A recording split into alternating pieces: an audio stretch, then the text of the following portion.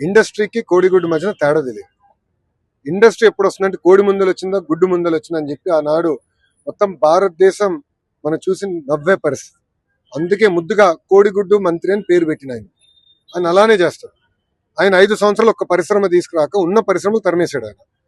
మీరు చూడండి, Adani data centre 2019లో మేము శంకుస్థాపన చేస్తే అది రానికుండా చేశారు.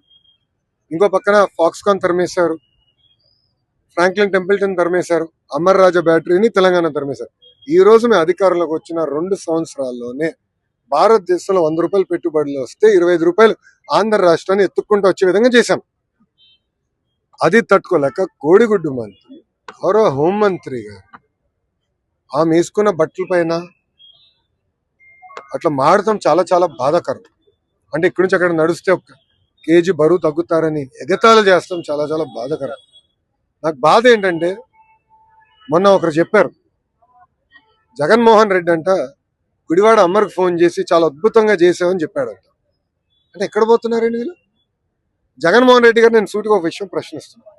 ఇదే విధంగా మేము భారతిరెడ్డి గారి గురించి మాట్లాడినా, మీకున్న 2 కూతుర్ల గురించి మేము ఇదే విధంగా మాట్లాడితే మీరు ఇట్లనే మాకు ఫోన్ చేసి సభాష్ బాగా మాట్లాడని చెప్తారా?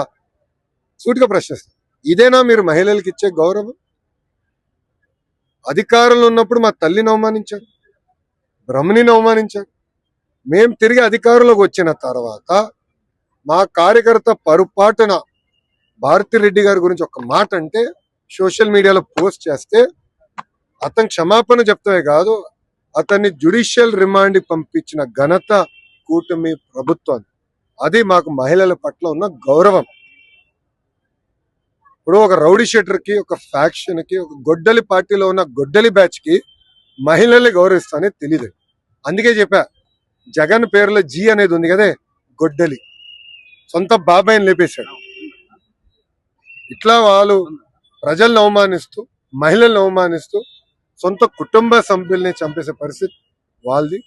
ప్రజల పక్షాన్ని నిలబడి మహిళల గౌరవం నిలబెట్టే సంస్కృతి మాది. థ్యాంక్ యూ మా.